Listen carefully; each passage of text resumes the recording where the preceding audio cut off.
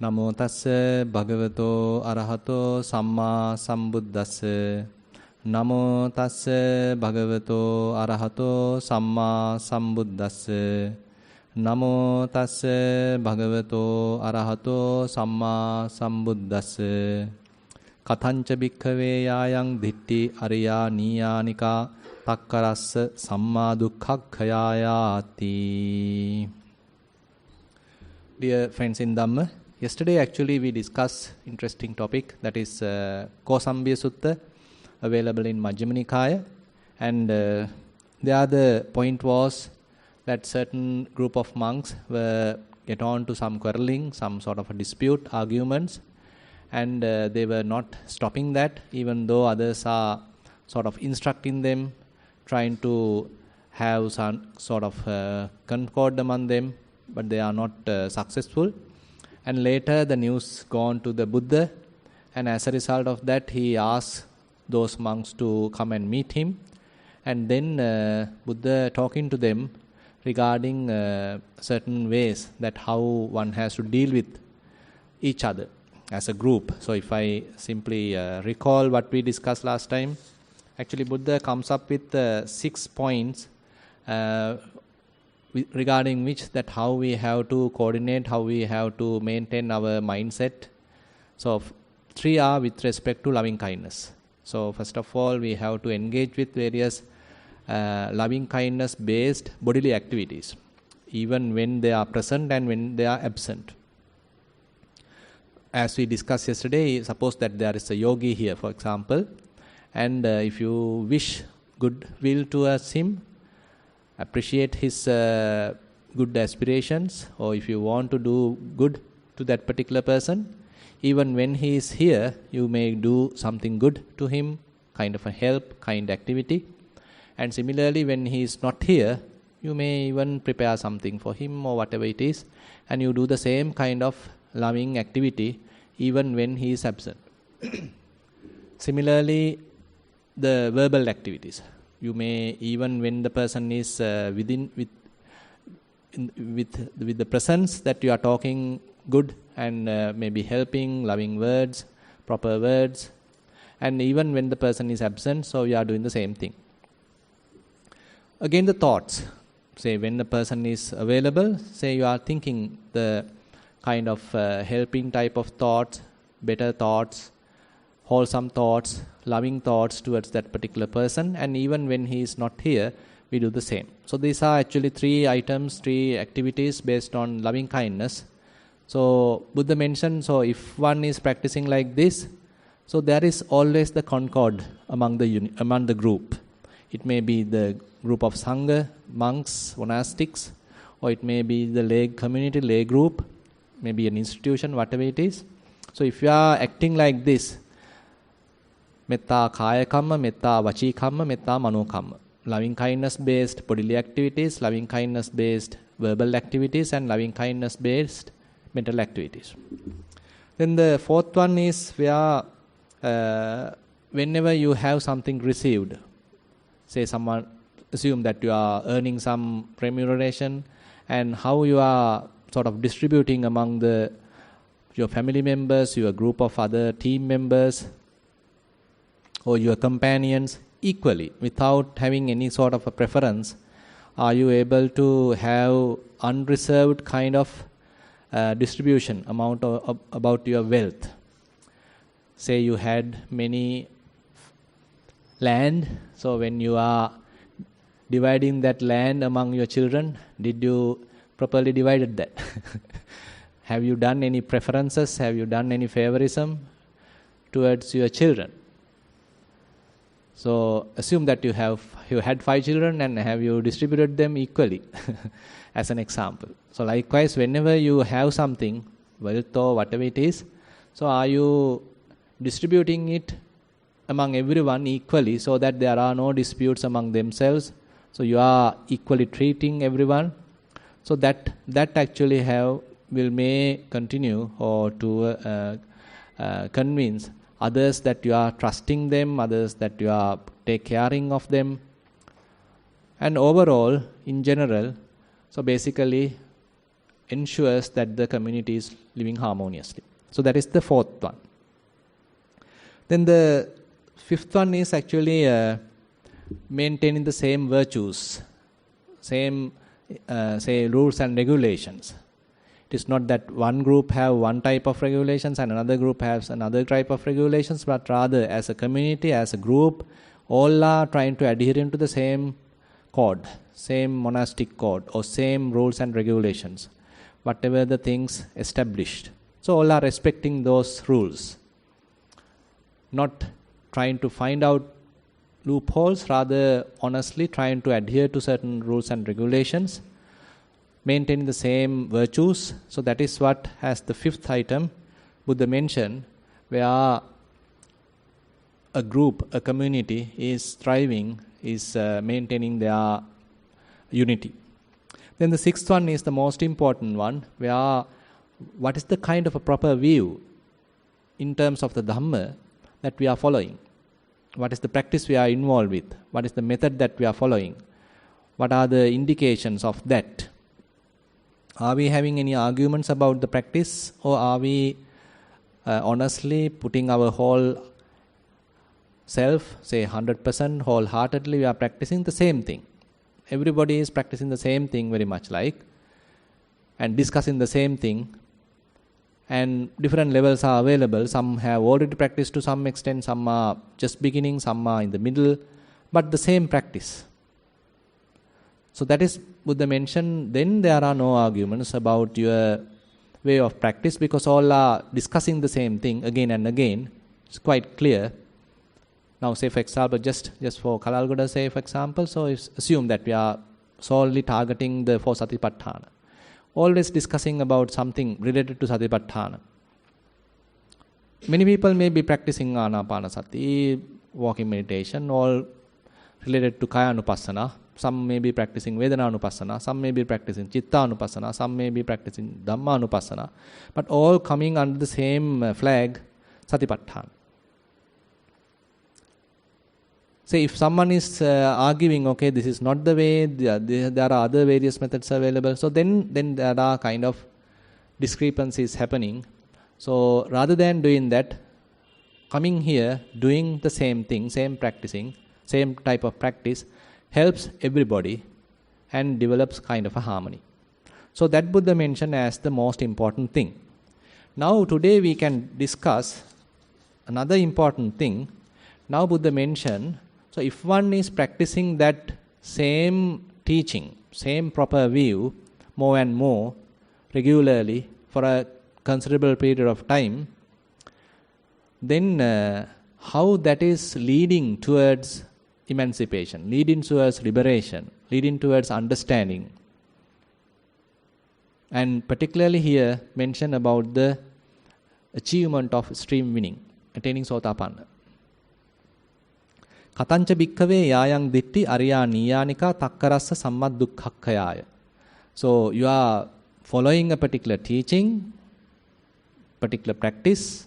By following that, so you are quite sure, okay, I am leading towards the proper emancipation, proper goal. My objective will be fulfilled. How one may know whether I am practicing well, I have achieved something, I have done that properly, did I do it properly? How one can verify that?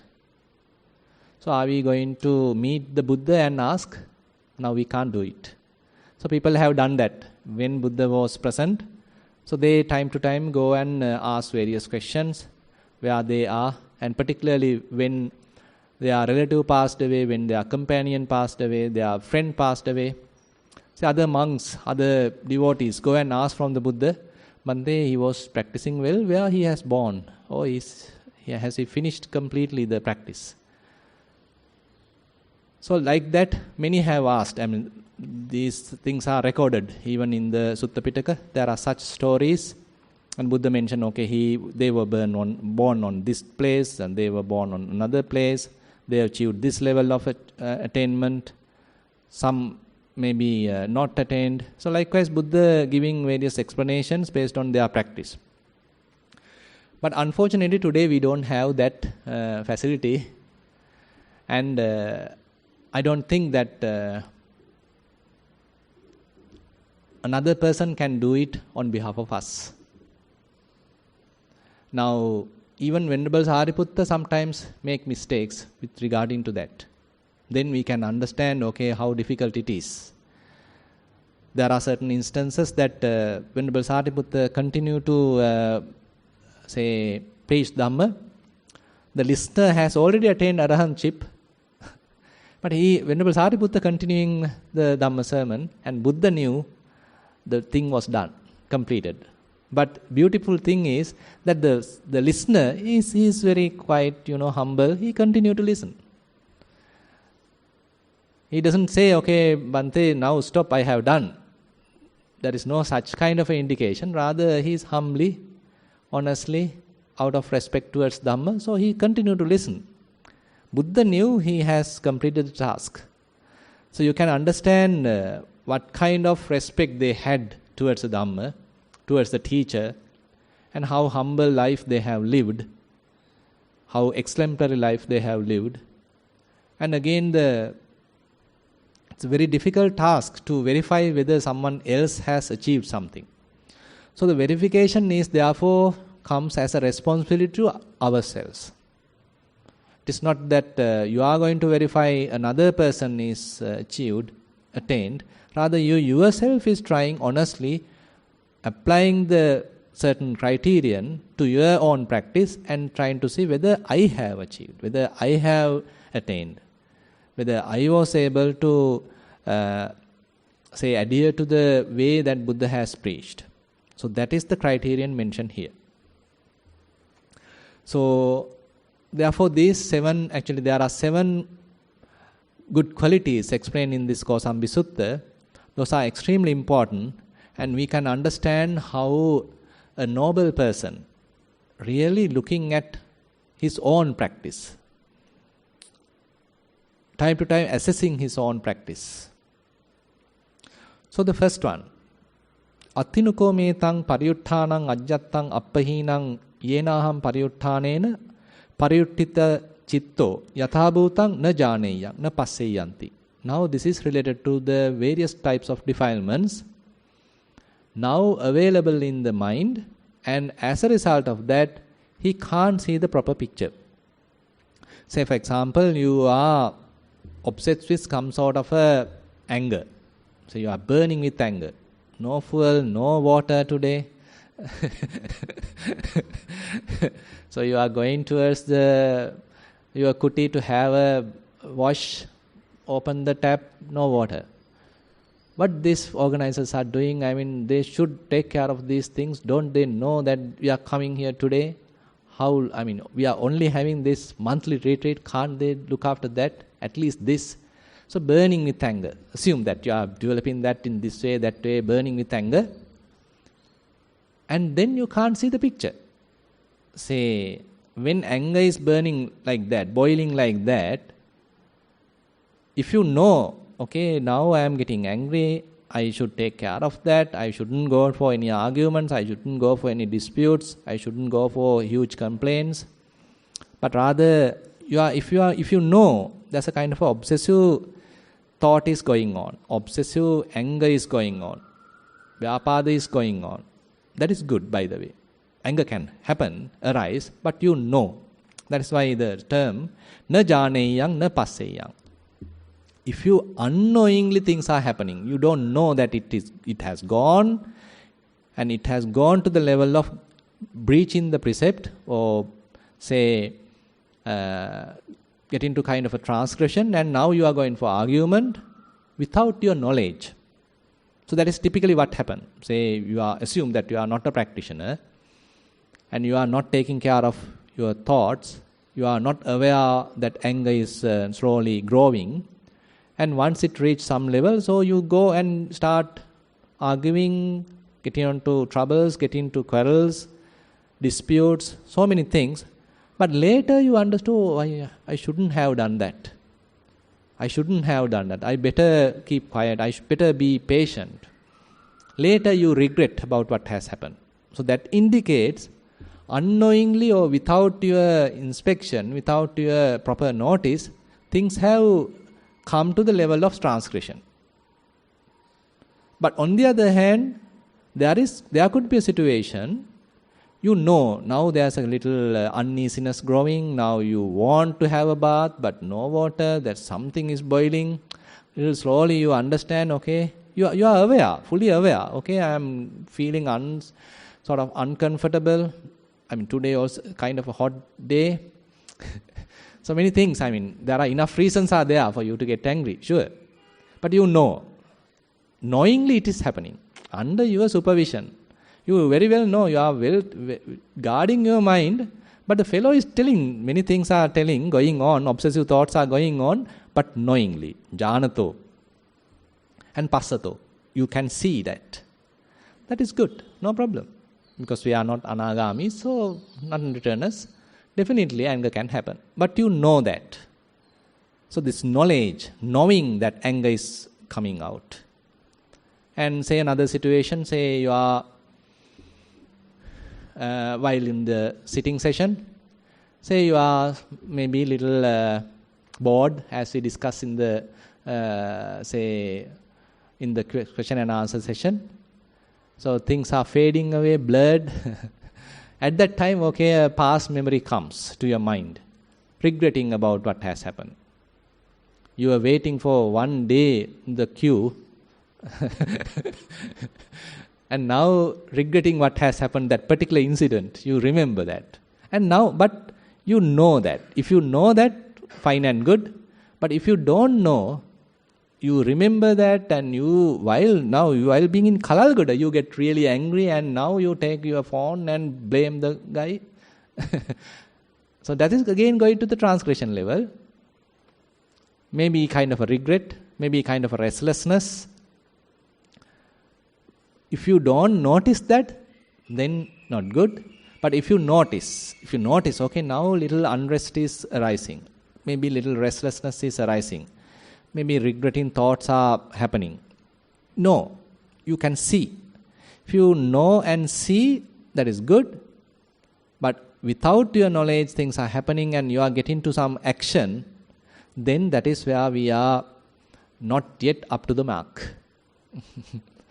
So, any kind of defilements, maybe assume that while you are walking, so you are trying your best, say left, right, is this really correct? Am I doing the correct way? Is this really Buddha mentioned? Is there any sutta Buddha mentioned about left, right? People are asking like that. So, if any sutta mentioned about rising and falling? Many are asking, is this rising and falling is a proper method Buddha has preached? So while walking, while practicing, so these doubts, different kinds of perplexities can happen in the mind. So if it is happening in the mind and it is growing and you couldn't control it or you couldn't even notice it, and you completely give up meditation in that particular technique because of that doubt, then that means we are not up to the mark. But on the other hand, while practicing, there may be little doubts arise. Doesn't matter, but you know, okay, certain doubts are arising. Anyway, I am practicing it, rising and falling, but doubts are coming, but I know. Then under your supervision, things are happening. So likewise, various defilements, if they are happening under your knowledge, within your supervision, you are quite mindful the arising of various defilements. So that is something Buddha mentioned, well and good. That is a skill which a stream winner may have. So you mean, whatever the defilements are arising, they may happen within your knowledge. So without your knowledge, they can't reach to the obsessive level and go to the transgression level. If whatever the defilements are arising and now it is rotating in your mind, certain thoughts are going on, you should notice.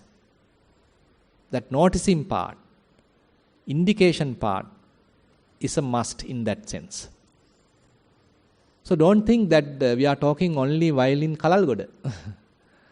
So this is, typically defilements are there when you are on your road, maybe waiting on the queue, maybe when they are doing various bad things. Now they are going to, announce the new cabinet. So while you are watching the news, maybe defilements are arising at that time. Maybe electricity board is telling, okay, 5 hours electricity cut. Maybe when they are telling like that, when indications are there, not at Kalalgoda. Don't think that you are noticing these defilements only on your cushion, on your, say, walking path. Rather, they can happen at any place. No excuses for defilements. So it is not that you are well guarding your mind and then only you notice. Rather, they may have their strength over you when you are not guarding yourself. So here talking about that kind of situation. So none of these obsessive thoughts can overpower you and come to the transgression level if you are a Sotapanna. And then, second one. Idannuko ahang ditting asevanto bhaventu bahuli karentu labhami pacchattang samatang labhami pacchattang nibbutinti. Now you are following a particular practice. You are confident, okay, now you are doing your practice regularly, you are dedicated, wholeheartedly you are doing it. So you are able to achieve something, calming down, less defilements, less anger, less lust, less regrets. You are quite sure about the path, no doubts about it. And now, if you verify, do I still have doubts about the path? Am I sure about the path? Am I sure about the way I am practicing? Or do I still have doubts? Do I still want to go to the teacher and ask, am I doing correctly? Is this the correct path? Is rising and falling correct? Am I a Sotapanna? Can you sign? So you want someone's assurance. Still not sure. I mean, it is not that you are doubting about the Buddha's teaching. It is not that you are doubtful about what teacher is telling. But still you are doubtful about your own practice. You are still not confident. So that means we haven't achieved it. So therefore, eliminating doubts and have some confidence about your own practice is something necessary. So it may not happen even immediately. So there are certain situations, even the real nobles, so they have underestimated themselves. Those are possible, by the way. But slowly, with time, they slowly become confident. So therefore, that's why these reflections are not one-time reflection. Don't think that, assume that someone attains Sotapanna today, and if we apply, now say you are learning all these, now today if you apply all these 7 criterion, probably some may come as negative. Can't help. But time to time, again and again, when you are applying this criterion, verifying yourself, observing how mind is reacting, now slowly if you see that things are coming better, answer is getting improved, and you are getting more confident, so that is more possible. So therefore, it is not that that we may get all 100% marks immediately. Rather, we get less marks at the beginning. But slowly, as we are continuing, as we are maturing in the practice, slowly you may understand, okay, there may be possible like that. So, having some confidence about your own practice is therefore something necessary. It is not that we are overestimating. So, that is also something we need to understand, because some people, without continuing proper practice, they think that they have achieved. So they think, okay, this is the path. So those are some tricky points actually. It's very difficult to have kind of hard and fast rule. And it's the honest reflection. So that is why, various other criterions are there, not just having the confidence, not just believing what you do. Rather, there are various other indications are there through which you can understand, okay, I am having proper these things, so the practice may be correct. It's kind of a continuous assessment, not just one reflection. Not just one time reflection, rather time to time you are always looking at yourself, understanding what's going on, verifying about yourself, something like that. So that is the second one, where once you have quite confident, okay, I am doing well, continuing my path, and quite sure, this is what I need to do. And there are no doubts about it. And you feel confident. Not overstimulated, but feel confident based on evidence. Okay, say, on last year I was like this. I burned with anger quite often, but knowingly. But this year, maybe less. Yes, I didn't go through much of arguments with my husband. Less arguments. I didn't get into quarrel while I was traveling, while I was driving, maybe. So you can assess like that. These are some practical results. Don't think that you are referring a particular book and trying to mark yourself, give marks. Rather, while you are living. So that is why, Buddha's teaching has to be quite practical. Not that it is applicable only at Kalalgoda, only at Nissarana, only at particular temple. It is not. Everywhere we are as human beings. So we are, in a way, kind of assessing ourselves. And overall, now you can understand, okay, last year I behaved like this. This year there's an improvement. And you can, with your own experience, you can feel it, honestly. And then you are confident, okay, the practice seems correct. It is giving results. It is working for me, like that. So that is the second criterion Buddha mentioned, that you need to apply about your own practice. Then the third one, Anyo samanova brahmanova tatharupaya ditthiya samannagatoti. Now you have earned something, you are experiencing something, you have some calmness, you have some clarity of mind, you know certain defilements are there, but you can notice them, and you are confident about the path, and particularly, time to time, you experience kind of peace of mind, no proliferation. And now you are verifying, is it available in other groups?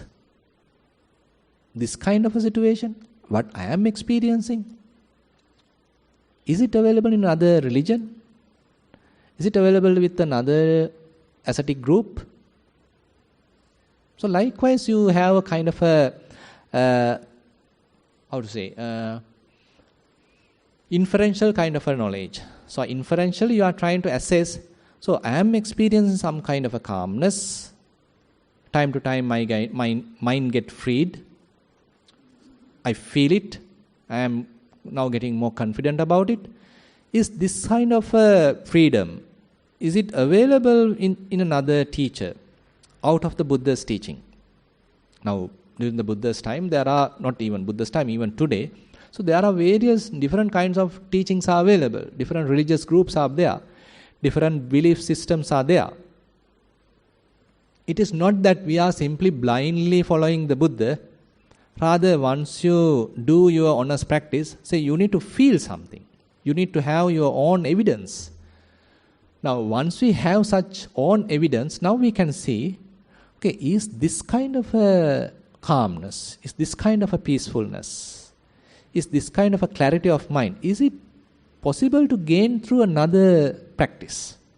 Now you are having that sort of a verification. And Buddha mentioned, then you are quite sure it's not available. So because through your own understanding, now you feel, okay, this sort of a teaching, this sort of an understanding, this side kind of a path, only proclaimed by the Buddha.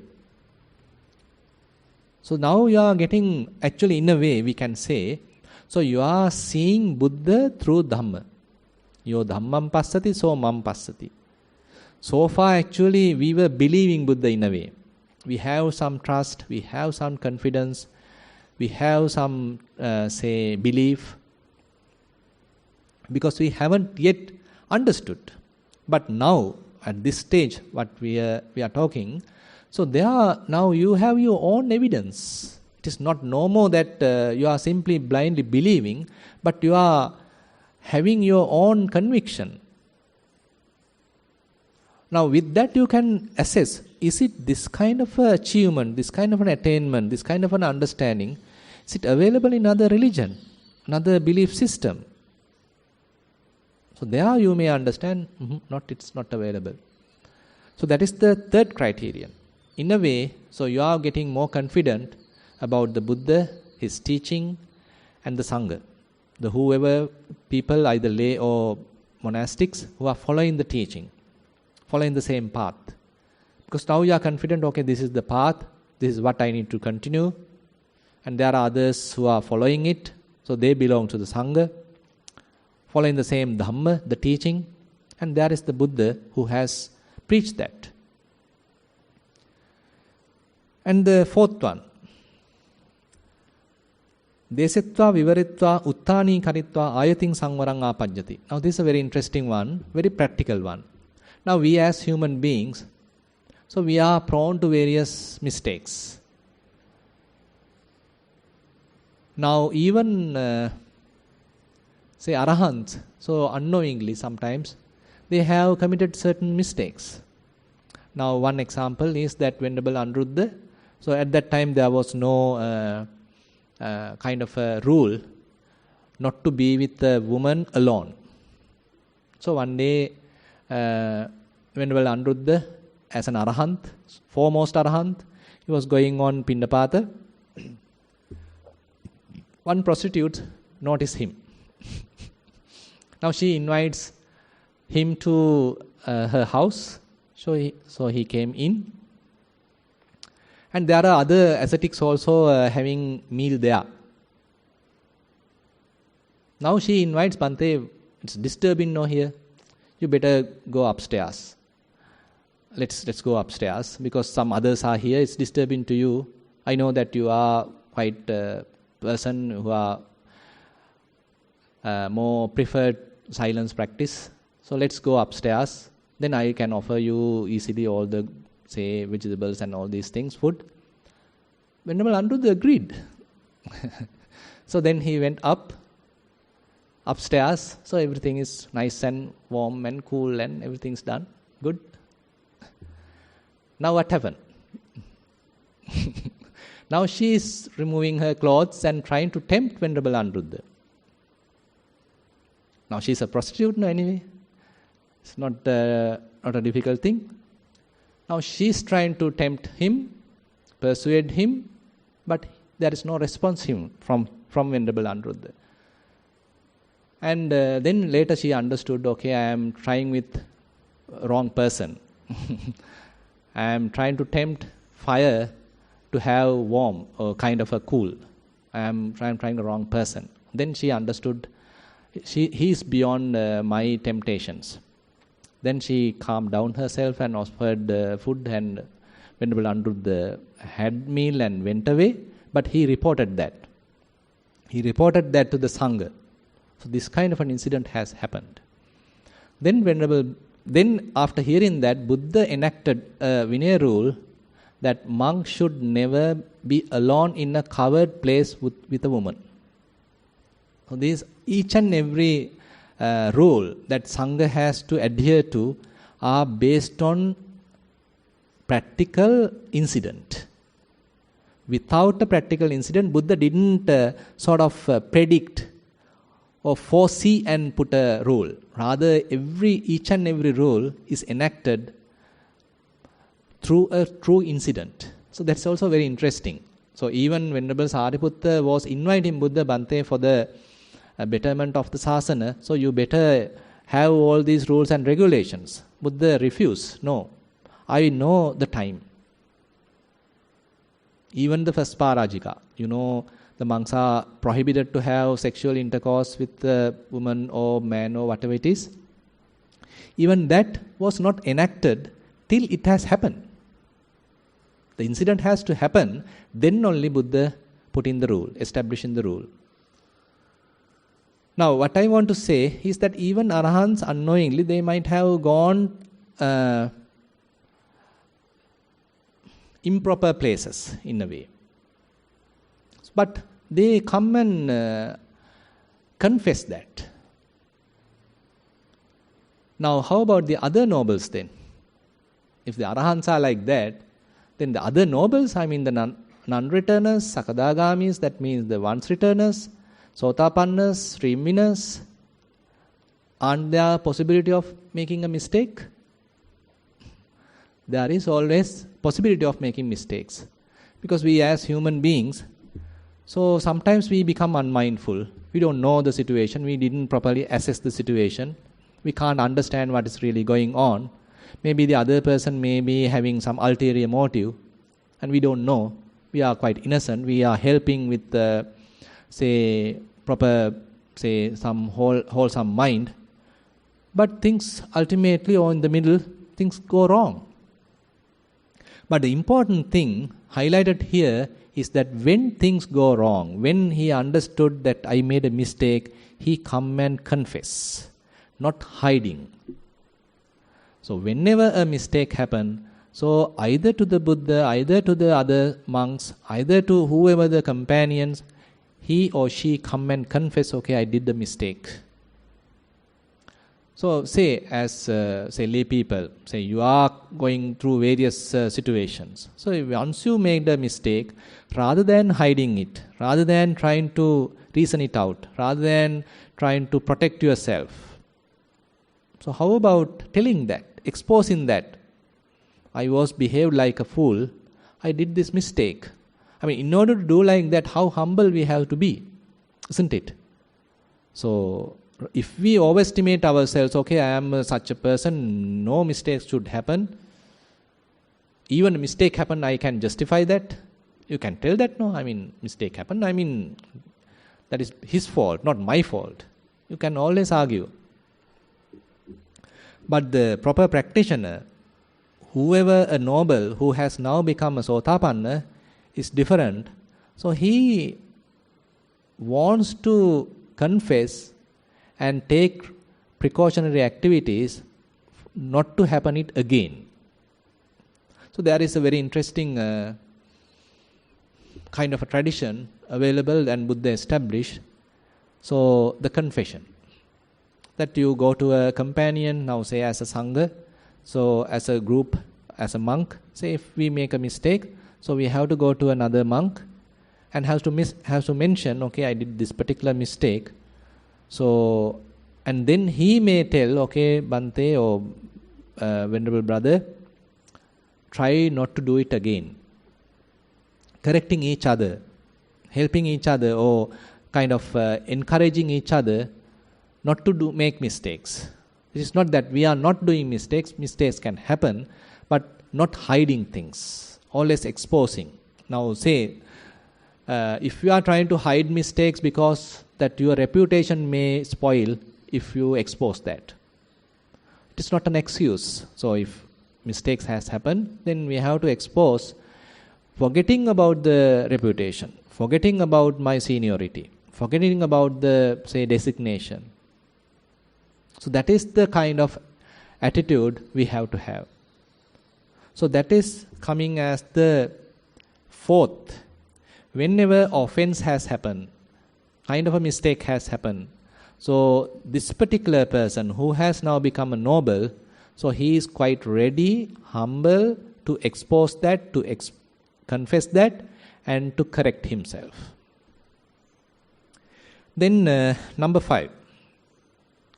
Now, kinchapi yanitani sabbrahmacharinang uccavachanani kinkaraniyani yatta ussukang apanno hoti atako assa tibbapekka hoti adisila sikkhaya adichitta sikkhaya adipanya sikkhaya. This is a very interesting one. Now, this particular person, even though he is noble or whoever, but he has a lot of engagements. He has a lot of obligations. Now, as monks, okay, you have to teach, you have to preach, you have to attend to various other activities. Maybe there may be sick monks that you have to attend. And there are various, say, monastic activities. So as a lay person, you may have to look after your children. Maybe you have to go to the office. Maybe you have to wait in the queue many days.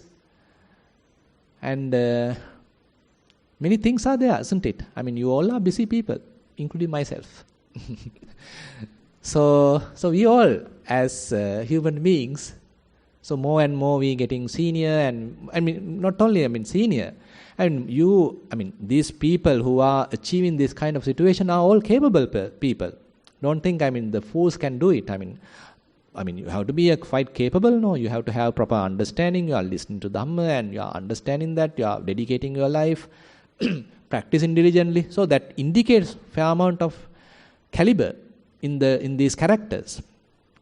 So is this caliber only to the spiritual thing or to the other things? To everything, isn't it? Say if you are assigned a particular task, say you get a promotion, and you are given with so many other responsibilities. Now you have to work hard and say you have to dedicate more time. Previously you are going only say 6-hour time, for example. Now you are promoted. Now you have to work for 8 hours, 10 hours. Even at home you have to work. Many responsibilities now. Now the interesting thing is, even though these many responsibilities are there, he has never forgotten about the Adisila, Adichitta and Adipanya. That means he has never forgotten about his spiritual practice, even though many other duties are there. Very interesting simile is given. Buddha is telling, okay, there's a cow who has given birth to a calf recently. Now the cow has to eat, to sustain herself, so she has to eat grass. And that's an interesting term here, grazes. So the cow is grazing. And while she is doing that, now she has to remember that now I have a little calf, isn't it? Now she can't simply graze as usual she used to do, forgetting about the calf. So Buddha is giving a very practical example. So Buddha is telling, now there's a calf who has given birth to a calf recently. Now this particular cow, even though for her own sustenance she is eating, but time to time she look at where is the calf? Where is the calf? So that kind of an attitude has to be available in this particular person who is a noble person, but engaged with so many other external activities, but not forgetting his own welfare, not forgetting about his own spiritual development. So, these are very practical. So as lay people especially, say you may have a lot of other things, you are getting a rare chance to attend retreats. So that indicates, even though many other responsibilities are there, you are not forgetting, okay, there is something I further have to develop. I am not yet an arahant. I still have something to know, still have something to grow, still have further insights to happen. I have to further enhance my wisdom. So always you have that diligence. So that comes as the 5th criterion. And the 6th one and the 7th one is actually related to Dhamma, listening of the Dhamma. Now, as you all know, so none of us are Buddhas. We are not self-enlightened Buddhas. So we need Buddha's teaching. So we are, in a way, the followers, students. So we have to live in that level.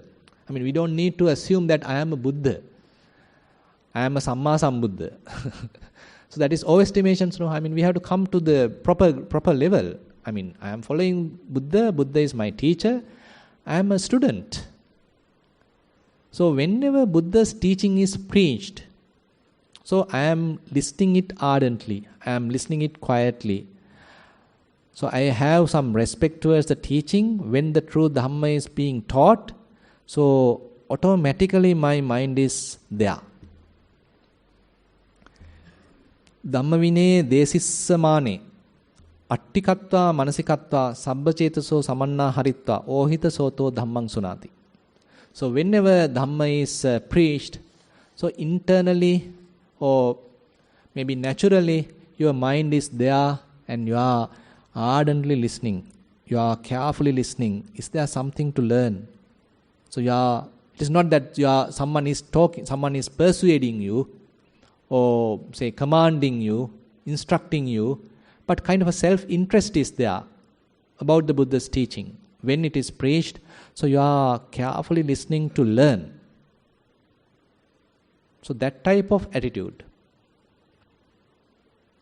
related to the Dhamma has to be available. And the seventh one also related to that.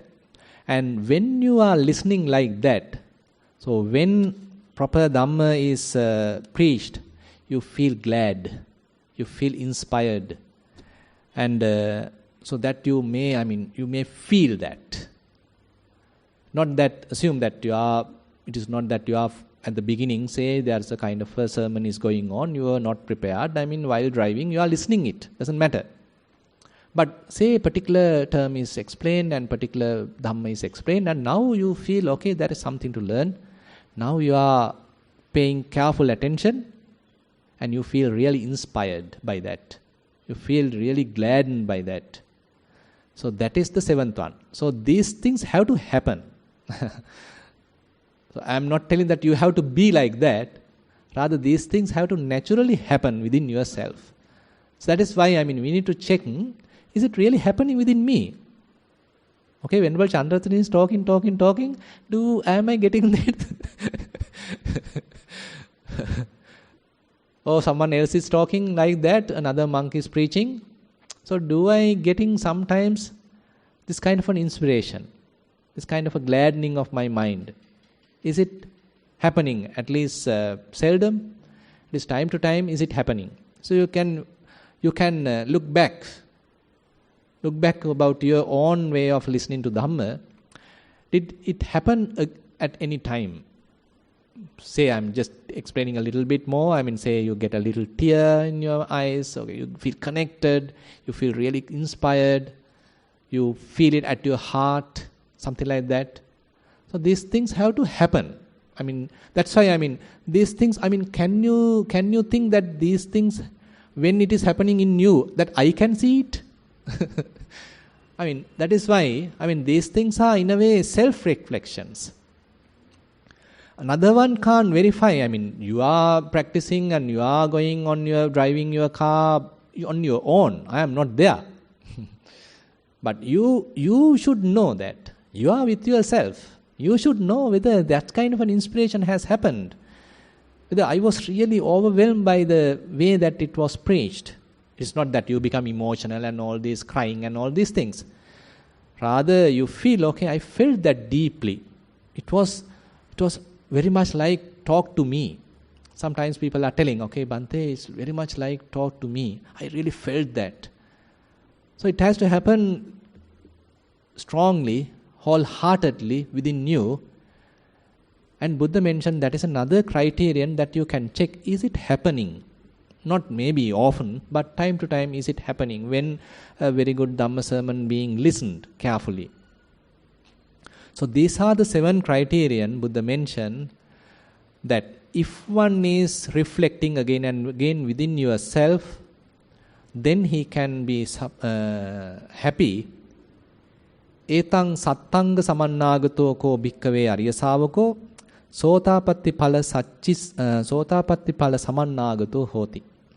So he can verify again and again, okay, do I have all these qualities?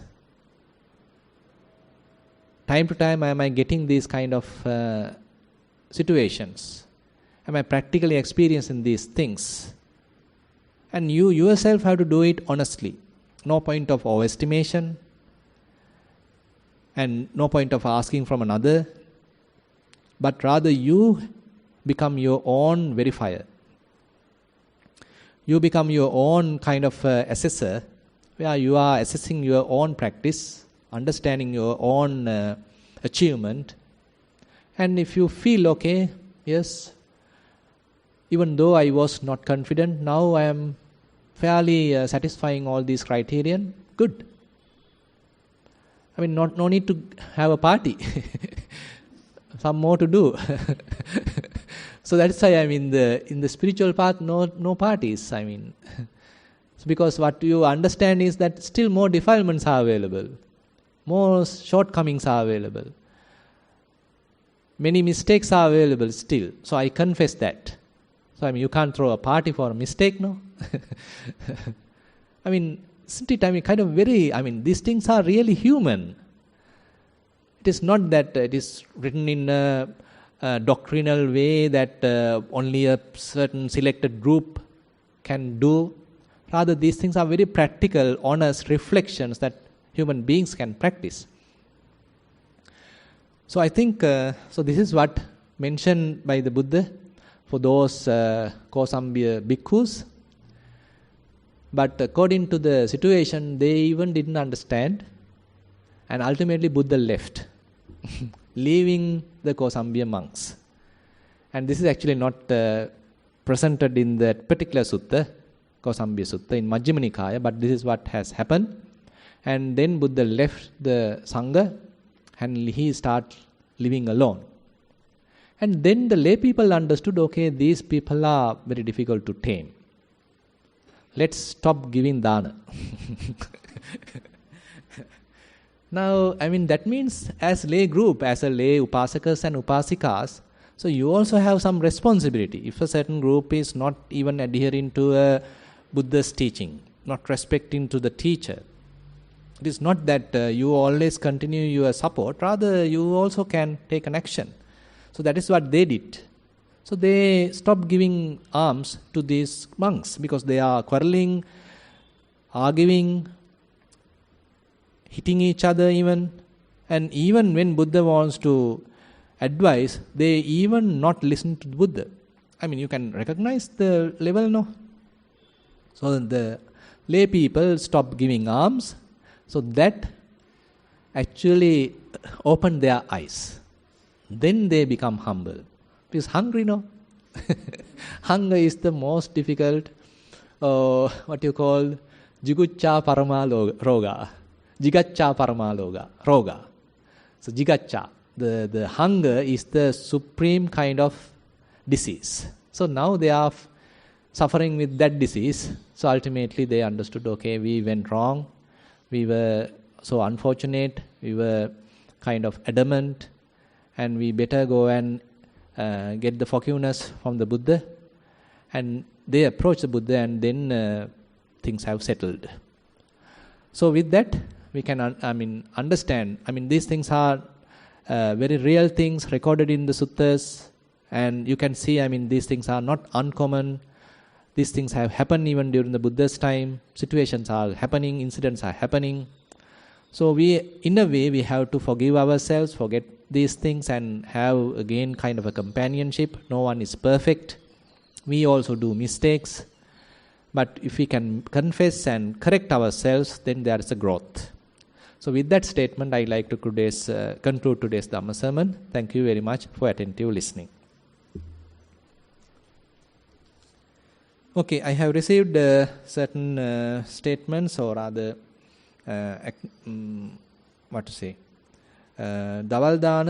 today's Heel Dana from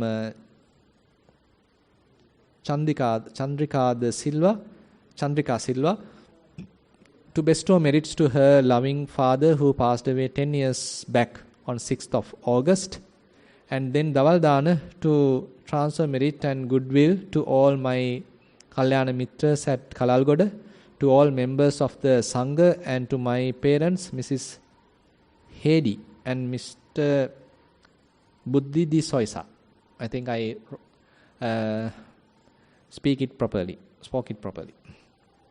Okay, now we have come to the end of the Dhamma sermon and sharing of merits.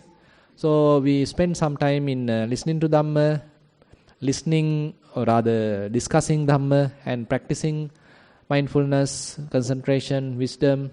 So with that we were able to accumulate some merits. So we share these merits with all the past away relatives. We share these merits with all the celestial beings. And we share these merits with all the beings who ever in need of merits. And we wish these merits help us also to attain path, fruition, nibbana. While keeping these good wishes in our mind, let's recite the traditional verses. Ettavatacha hehi sambatang punya sampadang sabbe deva anumodantu sabba sampatti siddhya. Ettavatacha hehi sambatang punya sampadang sabbe bhuta anumodantu sabba sampatti siddhya.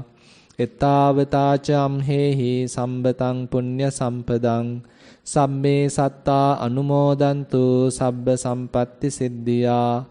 Akasattha ca bummattha deva naga mahiddika punyantang anumoditva chirang rakkhantu sasanang. Akasattha ca bummattha deva naga mahiddika punyantang anumoditva chirang rakkhantu desanang. Akasattha ca bummattha deva naga mahiddika punyantang anumoditva chirang rakkhantu mamparang. Idang vo ñātīnaṁ hotu sukita hontu ñātayo. Idang vo ñātīnaṁ hotu sukita hontu ñātayo. Idang vo ñātīnaṁ hotu sukita hontu ñātayo.